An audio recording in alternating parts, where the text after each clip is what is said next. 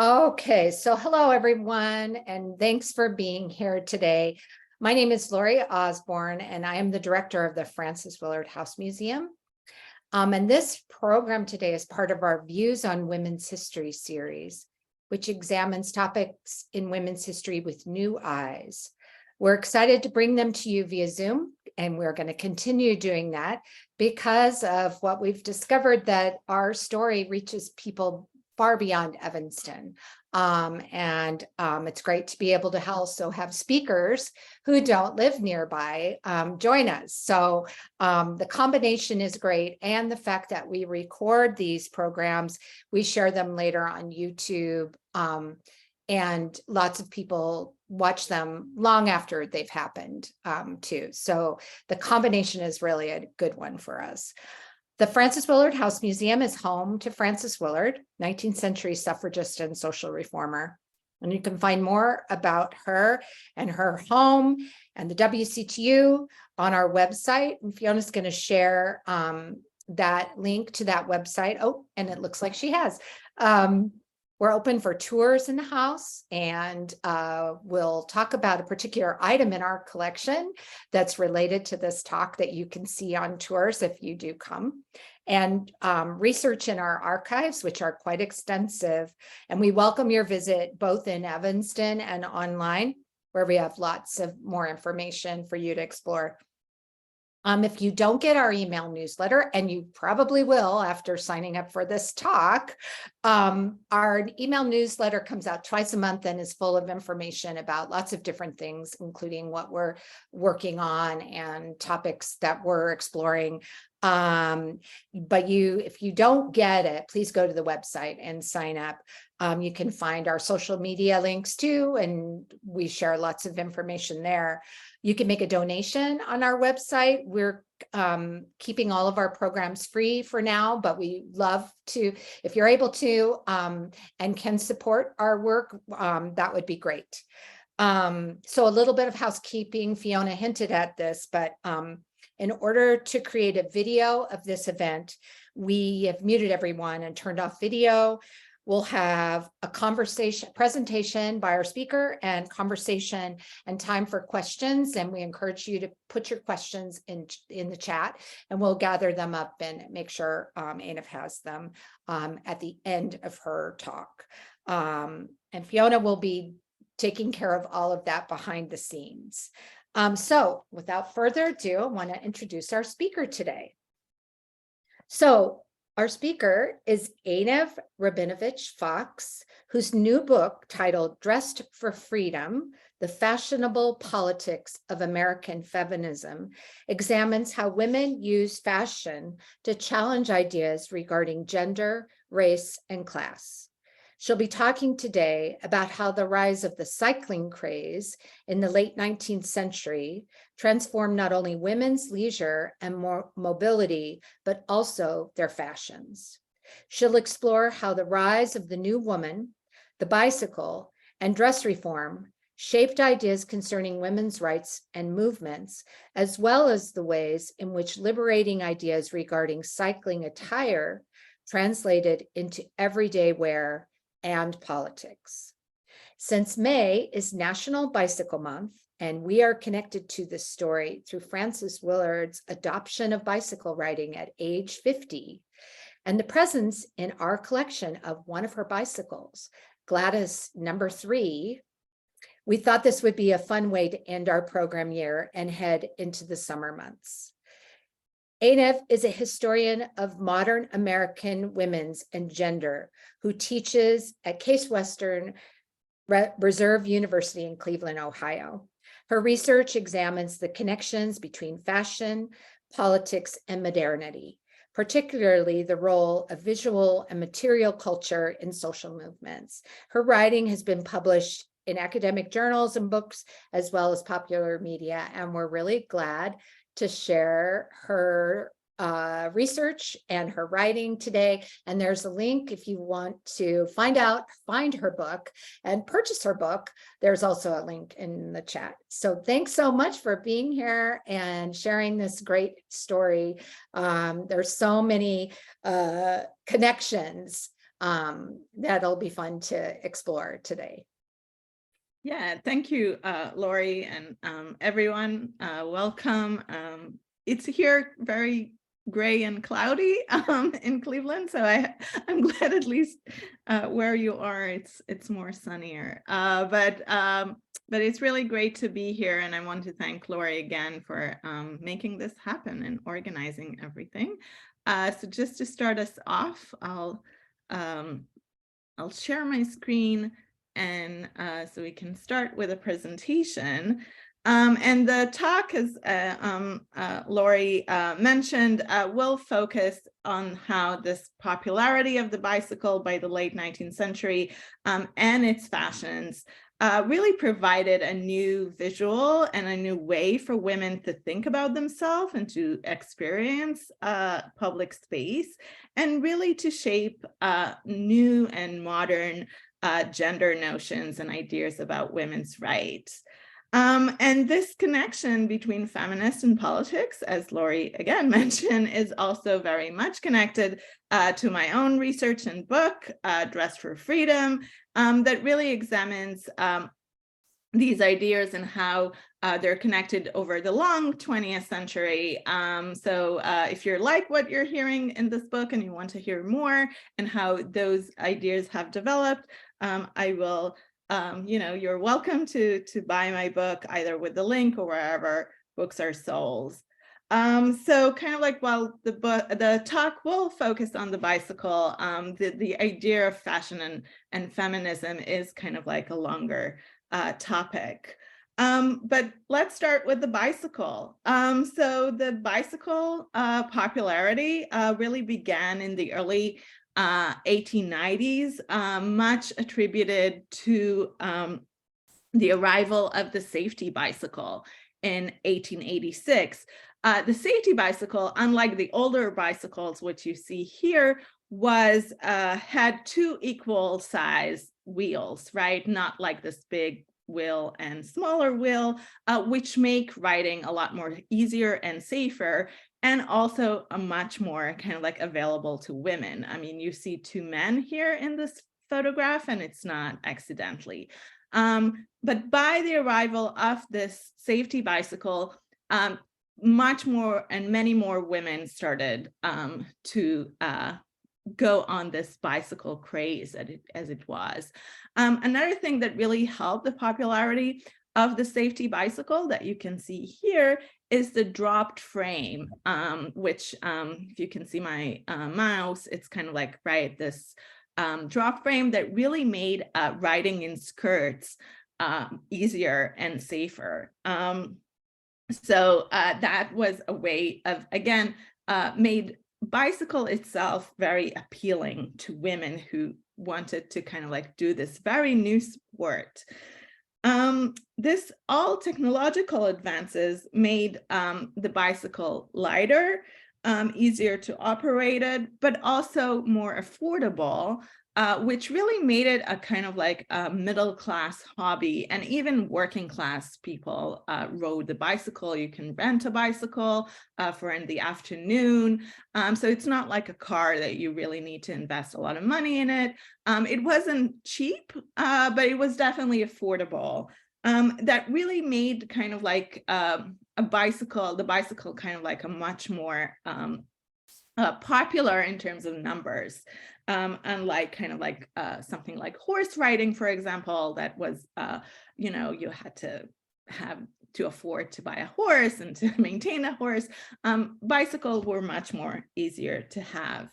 The bicycle itself also really contributed to this new idea of femininity, because a lot of women kind of like adopted a bicycle, and this idea of this new woman who is far more athletic, is out and about, going out and really becoming kind of like the new symbol of the new woman of the late 19th century. And the new woman is kind of like this umbrella term that referred to women who came of age between 1890s and 1920, something like that, who really started to enjoy education, entry to professions, really also much more involved in reform causes, especially suffrage. Most of them are middle class, not middle age, they're very young actually. And they're really, representing this new idea, this new woman who sees the world and experiences the world very differently. So, the typical girl of the present period is the bicycle girl. That's what the Ladies' World announced in 1896. And she was really kind of like, Scrivener's and other very popular magazines of the period really picture the bicycle girl as kind of like the it girl of that period. And contemporaries really very quickly associated the liberating potential of the bicycle itself, and especially to women. In 1896, women's rights advocate Susan B. Anthony claimed that the bicycle has done more to emancipate women than anything else in the world. And a woman riding a bicycle was, according to Anthony, the picture of free, untrammeled womanhood, which is the title of this talk. And cycling enthusiast Mary Sargent Hopkins, another kind of like very famous reformer, argued that riding the wheel makes better as well as stronger women, make them better wives and mother. Riding the wheel strengthened the body and brightened the intellect. Yet it wasn't just cycling alone that became the symbol of this emancipated womanhood. But according to Hopkins, it was the bicycle fashions that marked women's new freedom. Talk about the emancipated woman, she said, the right to earn her own business or living in terms of equality with men, to be with him in work, sports, or politics, to vote, to hold office, to be president, as well as queen and empress, would never bring the blessed sense of freedom that an outdoor costume, sans trailing skirts and entangling folds, and plus a short skirts and bloomers give to the average woman. So for her, just give me great skirts to ride in. That's better than the vote. And really the riding the bicycle gave a sense of freedom and mobility for these women that was really unprecedented. But it also, and by riding those bicycles, it really helped to popularize this reform ideas about both fashion, but also about women's role in the public spheres. And scholars have pointed to cycling much more than any other sports that are becoming very popular in this moment. We see the rise of swimming and golfing and tennis, but it was really bicycles or cycling that were responsible to the most visible changes in women's fashion, in women's everyday fashion. And unlike those other sports like swimming or gymnastics, where activities often took a place in a specific private setting, not in public, or in a very kind of like controlled spaces, cycling was a public activity. You can just, take your bicycle and ride in the street or ride in the park. And as such, it was much more influential about women's everyday clothes because you had to wear something that you can go out and be off the bike and be respectable off the bike, also on the bike. It's not just something that you had to change your clothes, especially to ride the bike. And so what the bike really contributed is to the loosening of corsets, or to change the design. It didn't throw them away completely. That will take another 20 years or so. But the more controversial maybe contribution of the cycling of cycling to women's fashion was actually not the corset, which was not that of an issue, and we talked about it before the talk a while, But corset were something that women wore. You can think about bras today. It's maybe not comfortable, but it's not something that really kind of like hinders your movement. So it was just an underwear garment that everybody got used to wearing. They would be happy to let it go, but by the 20s, but it wasn't that big of a deal. The more controversial and the more kind of like revolutionary or radical change that the bicycle brought is kind of like the repopularity of the bloomers, which was the 1850s, very controversial dress reform initiative that was promoted and advocated by women's rights advocates and was very connected to the feminist movement. And it was also a very big failure. With Susan B. Anthony and others who adopted the bloomers kind of like let it go very quickly because of the backlash that they received. And women in trousers were not very acceptable. But because it was easier to ride the bike in a bike with a bloomer, people got used to looking at those women who are dressed in bloomers, and the bicycle kind of like helped, right, people to get used to this sight. But by the 1890s, when the bloomer kind of like sees a revival of some sort, they are not being marketed as this feminist costume or as this feminist initiative, but as appropriate garment for cycling, right? This is something that you do when you're doing that sport and that alone. But women's rights advocates were really happy. We're like, oh my God, this is kind of like, this is what we waited for.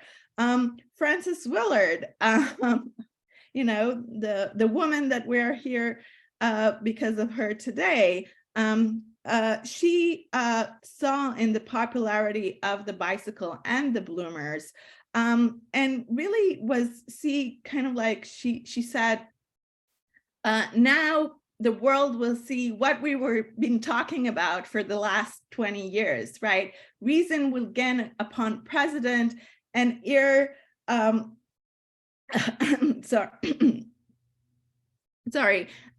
and the sensible artistic word of the day will make the convenient style of women dress absurd to the eye of right, that suddenly we are going to get used to, and kind of like what we talked about 20 years now, that women needs to have comfortable dress, and people will understand why. And kind of like when we'll see, you know, this is a picture of Frances Willard, when they see women, you know, looking like this, they will like, why did women dress like this, right?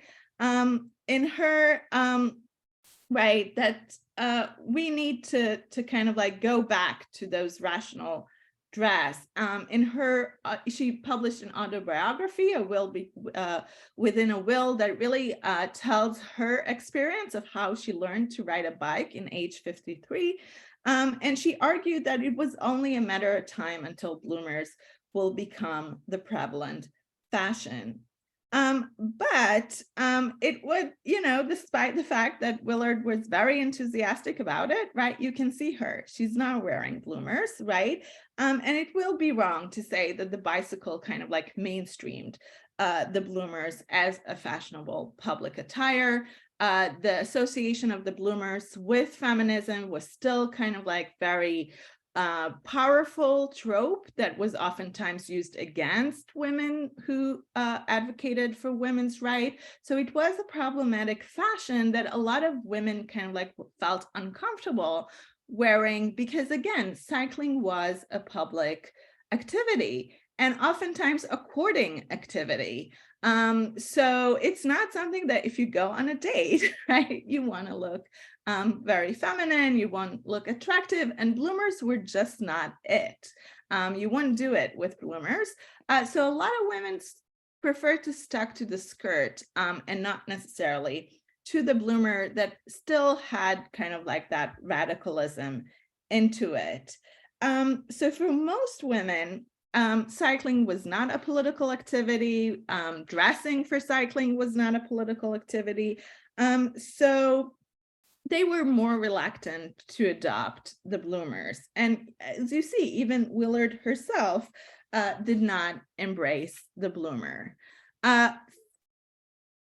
Willard, however, did take pride in her cycling costume and in her outfit, seeing her as really the prerequisite for her ability to ride the bicycle to begin with.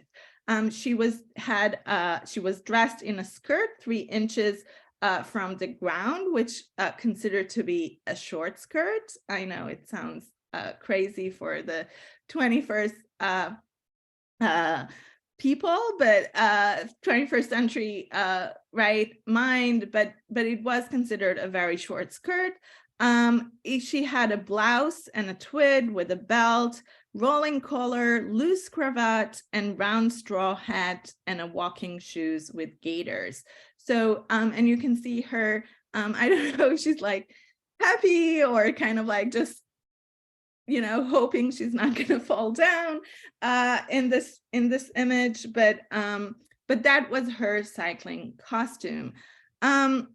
And she was really credited that costume to the feeling and the freedom that she felt when and the accomplishment that she had that when she finally was able to ride the bicycle. So if the bloomers kind of like failed to become more of a mainstream fashion, the industry did adjusted some of the kind of like the skirts, whether again, make them shorter or find other appealing solution. One of them was the divided skirt, which was a standard gored skirt in front with a split pleat in the back, which you can see here. In this image, which really enabled the wearer to ride the bicycle more easily. But when she was off the bike, it seems like she's wearing a regular skirt. It was a good compromise for women who wanted to maintain the appearance of the skirt, but also wanted to enjoy kind of like the benefit of riding a bicycle in a divided outfit like the bloomers. And as you can see, for an advertising for a cycling costume that appeared in Harper's Bazaar, they described the divided skirts as stylish and as graceful, absolutely safe, that really supplying the features and comfort and convenience that's lacking in other skirts that you could and you can see this design did include a bloomer, but they weren't visible. So you could enjoy riding with your bloomers, but when you're off the bicycle, people will still see only the skirt. But the most popular outfit for riding was actually the short skirt. And again, short here is very relative, but you can see that is kind of like right in the level of the boot sometimes, or and it really fluctuated on account of how comfortable you were as a woman. So more daring cyclists who saw the bicycle as this mean of freedom was a way, tended to wear the shirt at even knee length, so very, very short. But the majority of women kind of like settle over to 4 to 6 inches above the ground. According to the American Woman Fashion Reporter, New York women, the women who set the fashion for American women's riders, wear skirts that are reasonably short. Some reach the ankle, some stop just below the knee, but the majority stop just below the top of a high-laced cycling boot, which is just below the swell of the cuff of the leg. So the short skirt is marked this separate departure from previous fashion, but it was less controversial than the bloomers because it still maintained the femininity of the skirt and still adhere to those conventions of how a woman's supposed to look like. Dress reformers and women cyclists downplay the connection between the short skirt and the bice and kind of like these ideas of women emancipation, again, in a way to try not to make it as this something that no one will want to wear, but instead stress the importance of looking both feminine and attractive while you're riding the bike, and doing that something that is very liberating for you. But the popularity of the short skirt did reach beyond bicycle riding. As women increasingly began to venture to public spaces, to the workplace, to higher education, they also sought to adjust their clothes to this new lifestyle. They took advantage of the fact that the bicycle skirt, whether it was the divided skirt or the short skirt, really was becoming kind of like this mainstream thing, that people didn't see it as this radical reform, and they adopted the short skirt not just for cycling, but also for other activities. They look at, so one, a group of women such as that, right, encouraged from kind of like the development in cycling fashion, decided to found a club in New York City. Founding a club was something that a lot of women did in the late 19th century. Every time that they want to do something, they found a club. So some New York City career women, society women really formed a club to advocate for the short skirt, not just for bicycling, but for everyday use. And especially in bad weather days. And they call themselves the Rainy Day Club. This is why. And we need to remember, streets were much more dirtier in the past than they are now. So right, trailing skirts were not just kind of like inconvenient, they were oftentimes health hazard. And when your skirt got all the mud and during rainy days, right, that could be a really dangerous thing. So what they wanted is that for women to wear those short skirts, right, to avoid that, especially on rainy days, but even on every day. In 1896, they founded this Rainy Day Club in order to secure the health and comfort by sanitary methods of dress, at the same time to encourage the use of costumes that are generally artistic, graceful, and modest. So there is also this idea that we don't want just functional clothes, we want them to look good. Members included doctors, literary women, reporters, career women of high standing.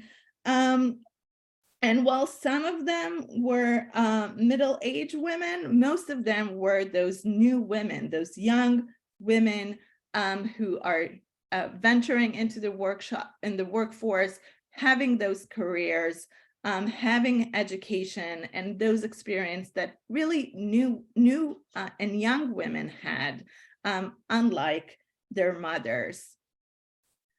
So from the beginning, the club drew a lot of media attention. They were dubbed Rainy Daisies by the press, that it was a nickname they certainly embraced. And the group used this publicity as a vehicle to promote their cause. By 1897, the club had over 200 members, and by the end of 1898, it had branches in Somerville, Massachusetts, Philadelphia, Baltimore, Ann Arbor, Michigan, St. Louis, Syracuse, Buffalo, really all over the country. The main purpose of the club was to establish a distinctive, sensible dress for businesswomen, alluding both to the members' sense of fashion and their professional identity. And for club members, the ultimate goal was to try to induce women to abandon their trailing skirts and wear comfortable outfit all times, regardless of the weather. But they thought, oh yeah, we might be able to convince them better to do it, especially on rainy days. Taking their inspiration from the will woman and suiting her dress to her comfort when I will, they constructed their own rainy day costume that included a short skirt, jacket, and a high boot, very similar to the cycling costumes that were available. The utilitarian benefits of the outfit, the ease of movement, and better health that it brought could not be contested, according to club members. Yet the greatest joy that members had in wearing the rainy day outfit was the sense of dignity and confidence when wearing the outfit gave them. So it really is about how you feel when you're wearing this dress. And the question of skirt length was up to the member discretion, as long as it was no less than 4 inches above the ground. Or more than 8 inches above this. So they didn't want to be, again, look too radical, but they did want it to kind of like make a statement. Members also emphasized that this is not a uniform, right? But each member could choose their, and adjust this pattern according to her own taste and according to the colors that she wants, and really to show her individuality, because fashion, it was a fashion garment, and as such, it has to show kind of like your individual taste. It wasn't a uniform that everybody had to wear, and that was something that it was very important to them. It also the majority prefer a kind of like a skirt rising 6 inches above the ground, but again, that was depending on the member preference. Club members really emphasize that it's you who's supposed to decide how to design this dress. In addition to the short skirt, club members also advocated for other improvements to women's attire, such as the use of lighter fabrics and jackets and boots that you can see here in this slide. The club also supported the introductions of pockets, which one club member defined as women's greatest lack. And again, like seeing in pockets a much more hindrance to women's progress than the corset, the rainy day costumes should have included pockets in that too. So for those women who are still looking for dresses with pockets, this is a very long history and struggle. Members also highlighted that their effort in reforming women's clothes should not be associated with those previous attempts of dress reforms that they mostly identified with the bloomer failure.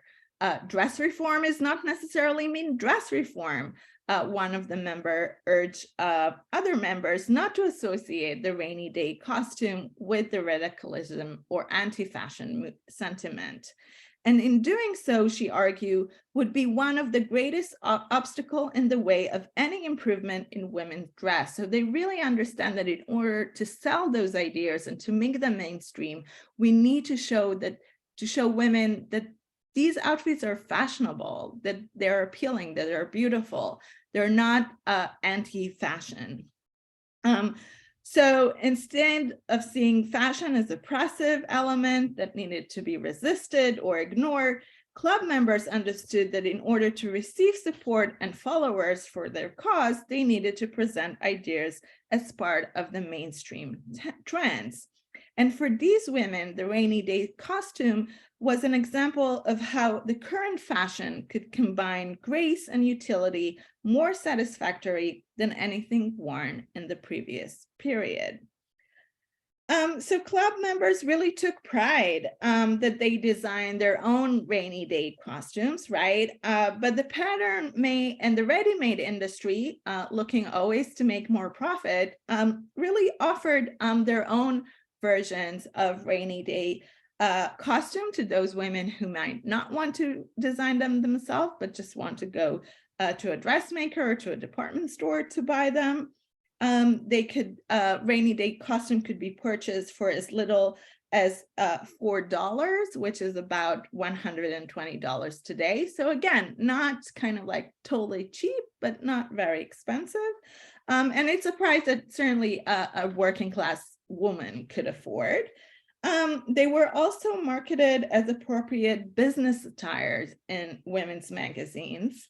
However, despite their relative popularity and availability, those rainy day outfits, just as the bicycle and its fashions, remain a mostly middle-class trend and not something that working class women would wear, for example.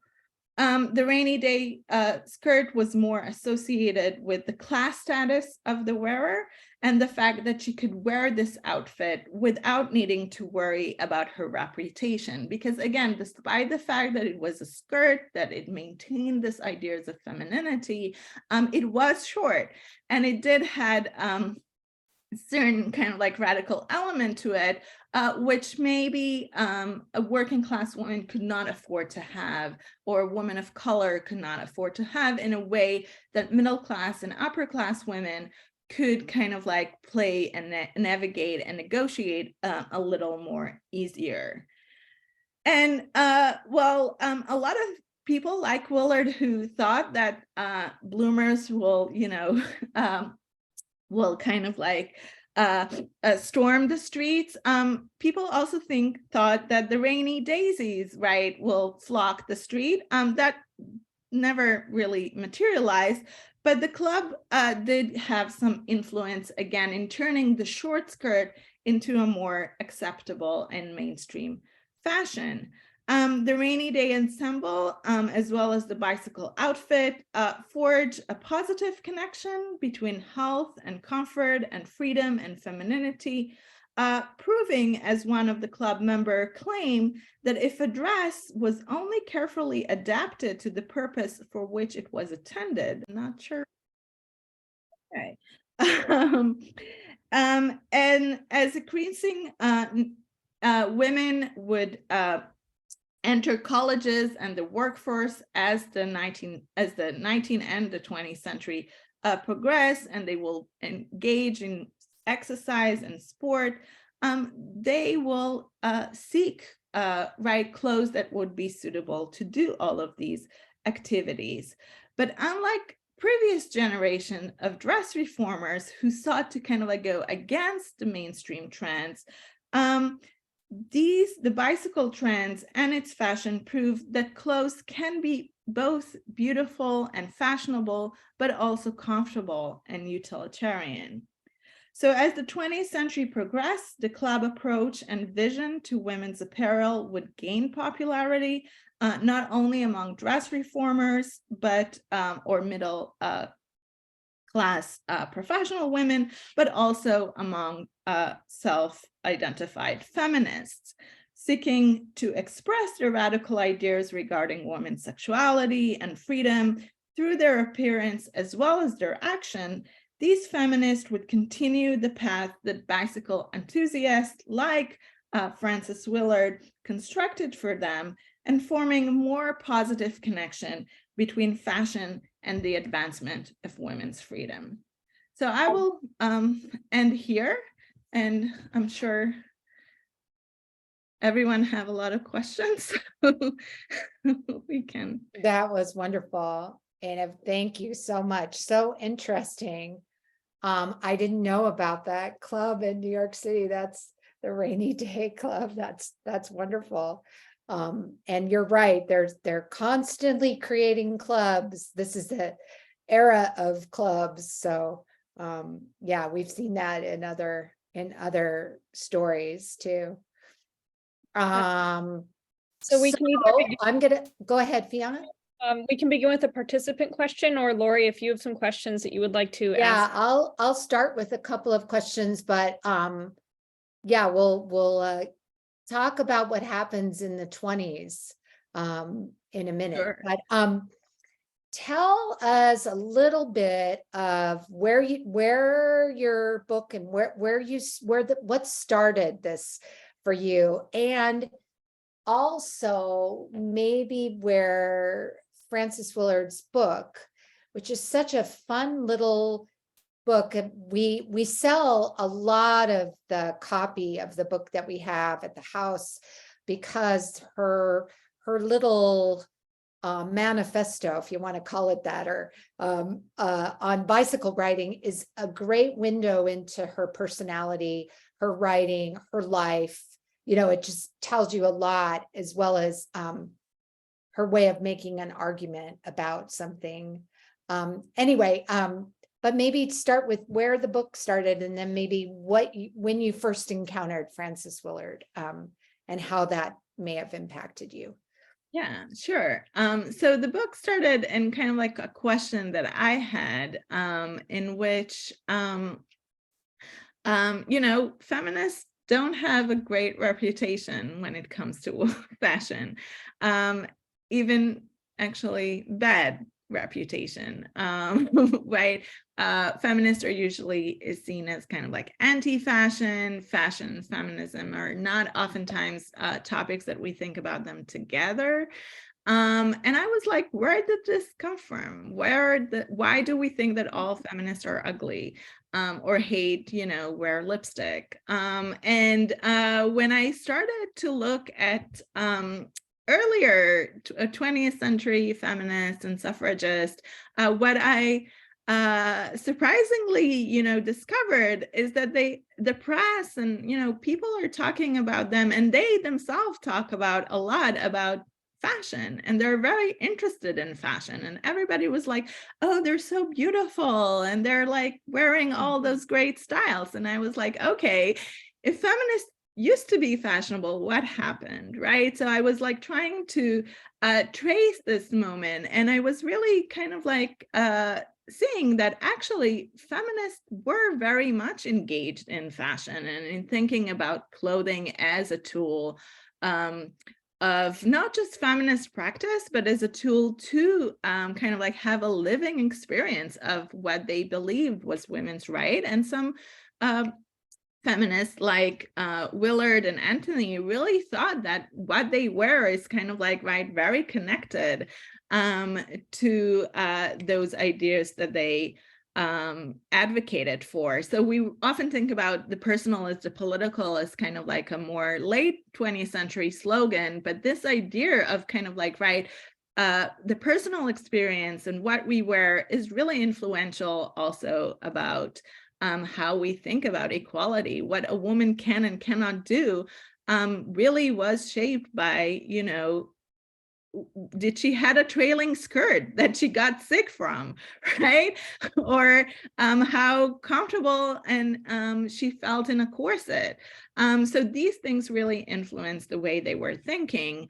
And one of the things that it's maybe harder for the 21st historian when researching about women's clothes in the past is one thing is kind of like, right, to understand that what we count as comfortable or convenient or liberating is not necessarily what 19th century women would have. And so those ideas are very much relative and subjective, but also that most of us, and that is true also to women in the 19th century, most of us are not writing manifestos when they're getting dressed in the morning, or kind of like, today I will wear this t-shirt because I want to, advocate for women's right.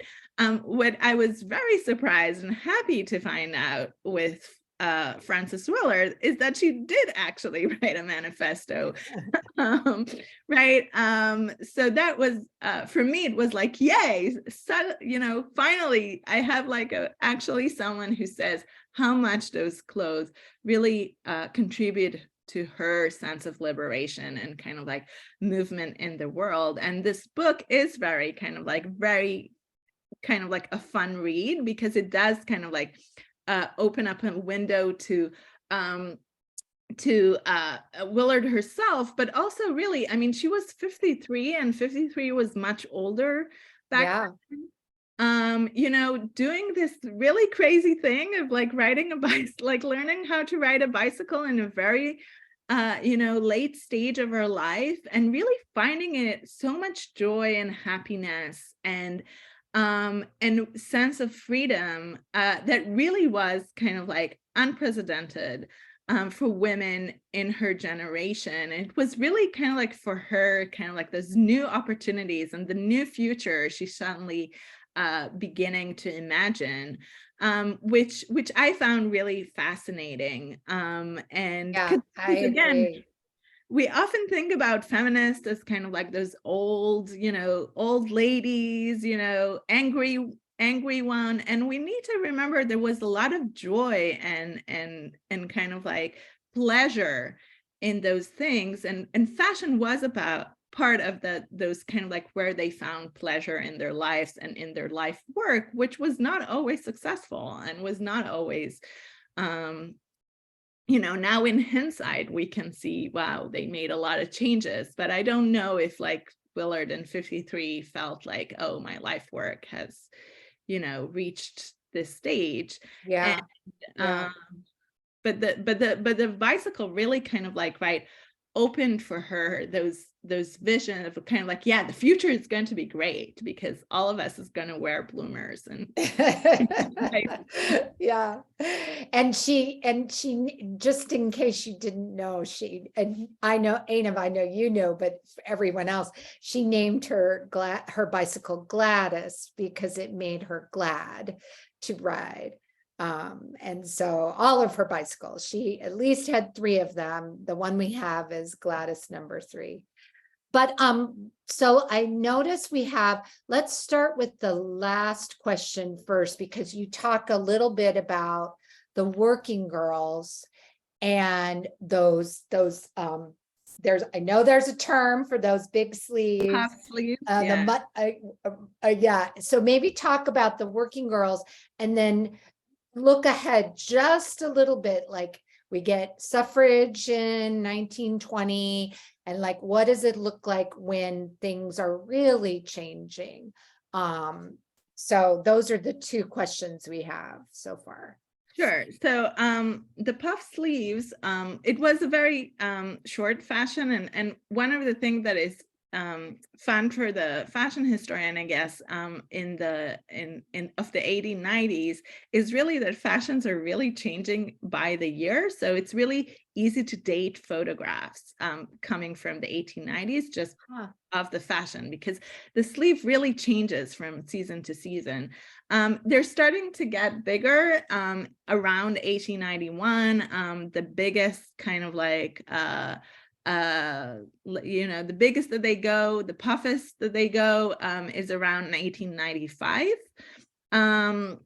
But by 1986, it really is going down, and by the early 20th century, we're kind of like going back to this normal sleeve size. That was again, and that part of the fashion industry that was always about profits, right? And so the idea is to change the fashion, because you have to buy new clothes, right, every time that the fashion changes. So that's why kind of like sleeves really are changing. And part of why it's sleeves, because also in the late 19th century, what we see is this new fashion that coming in, the shirtwaist, which is kind of like the female version of a male blouse. For those of you who kind of like don't exactly know what a shirtwaist is. But that was one of the first items that was mass produced for women's fashion. So that's something that you can actually buy on the streets. Like you didn't have to sew it yourselves. So that's kind of like, and again, working class women really adopted the shirtwaist because they were relatively really cheap. So you could buy like 3 or 4 of them. They weren't from good quality, so they got ruined after 2 or 3 laundries, but it's something that they could have buy even on a very low salary, and they could look like, right, they have like very versatile wardrobe, because they can use one skirt and 3 or 4 shirts that they just change every day. So without investing a lot of money. So those puff sleeves, right? That, and if you need to work 16 hours in a factory, these are not, right, the most comfortable clothes to do that. And there was a lot of accidents, right, with this, but part of the things, right, is they also want to look beautiful. So they might have like wear it to work, right, when they're riding the bus or walking to the factory, because at the time a lot of the factories were actually very close to where they lived. And they would change to something kind of like not as excited once they work, and when they go out, right, again, they want to look beautiful, because who knows, maybe you would, you know, meet your husband on the way to work. So there is this, or that you go out, right, and want to have like a night on the town, and was definitely as something that you could walk. So but they were kind of like, right, they're not very functional, the puff sleeves. So it wasn't something that lasted very long. Right, and that's kind of like, right, this idea of the Gibson girl, right, even riding a bicycle, that it's not the most, so very quickly the sleeves have kind of like shrank, partly in this idea of this more athletic idea. But again, I mean, bicycles were kind of like a more a middle-class leisure, but women, working class women, I mean, they didn't really borrow their employers' bicycles. That would be considered, I mean, they would borrow, which is stealing, but but you could have rent like a bicycle for the afternoon, for like a Sunday afternoon, for example, when they didn't work. And again, it could have cost something around like $40 today, which is about, you know, $1 or $2 back then. Again, it's quite, it's not unreasonable, like, but it's not something you would do every day. But it's something that, you know, once a month, you can, you know, on a special, on a holiday, right, on a beautiful Sunday afternoon. Exactly. Yep. Instead of listening to a Zoom. Yeah, and there's a whole thing with the development of parks. Like there are lots of things that kind of get mixed up in this turn of the 20th century. So such an interesting time, so much and you change. Can also buy bicycle on installment, right? So that might take you, you know, a couple of years until you buy a bicycle, but yeah, that's enough you could do. So let's wrap up with where does this story go next, Einav? What happens right after into the 1920s, a time where we might recognize as you know, the flapper costume is something that is familiar, but that's a long way from that bicycle. So maybe quickly tell us Sure. how we get from A to Z. So sure. Yeah, and even it's not even Z, because there is also right, it's F. Right. Right. F for flapper. But yeah, I mean, so again, kind of like the trend that the cycling costume does is to make skirts shorter, is to make outfit more functional, right? This idea that women are starting to be out and about, and they need clothes that will match this lifestyle. And it's, you know, it's a process. During the 1910s and the fight for suffrage, right? There's also this idea that women should, you know, women are now citizens. Women are now kind of like, are their own individuals. And the war also brings with it its own kind of like ideas of practicality. I mean, women are not in great numbers in the military, but we still have nurses and ambulance drivers who are joining this World War I mobilization. And again, this idea that, you know, clothes should be functional. And by the 20s, really the idea of the flapper, what we now seen as the flapper. It starts, even before 1920, but it really, again, kind of like the way that the bicycle girl is the epitome of kind of like the 1890s. By the 20s, everyone looks like a flapper, right? Skirts do go up until the knee, showing first time that, oh my God, women have two legs and they actually use them. And they can use them and they can run and dance and do all those things. And there's cars now, which also brings new mobility for women. And another thing that really goes in the 20s is the corset, and we get the bras instead, which was really marketed as this new. I know that by the 60s, feminists would have complicated relationships with bras. But in the 20s, it was kind of like this very great revolution that women suddenly taking their corset off and kind of like having a much more looser and clothes themselves that are becoming kind of like, again, more ready-made clothes that you buy instead of make on your own. And again, the industry wants to make money. So silhouettes become very simple, very kind of like those rectangular silhouettes that doesn't show off your body, but are very easy to make and very cheap to make. So you can make a lot of money out of it. So all of this really kind of like contributes to this new ideal that is also very athletic, but is much more boyish. It doesn't kind of like show the curves the way that corset does.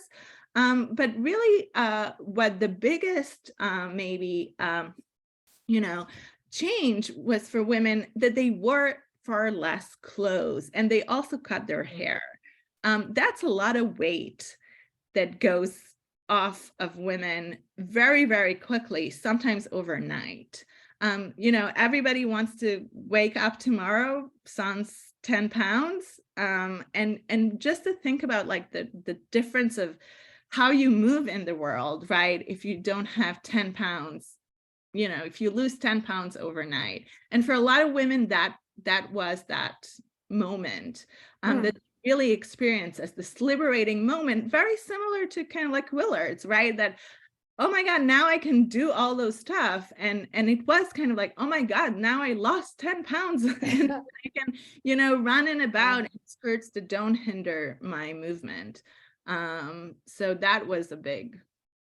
That's so interesting. It's the multi layers and the kind of impact that a simple thing can have. So we are at an hour. What a great conversation. What a great presentation. Thank you so much, Einav, for being here today. Thanks to everyone who joined us. We really appreciate your time and a fascinating conversation. So we will be taking the summer and resume our program schedule in the fall. So stay tuned for the next conversation that we'll have, and come to the Willard House and see Gladys sometime. We'd love to have you. So thanks, everyone. Have a good rest of your day. Thank you. Bye-bye.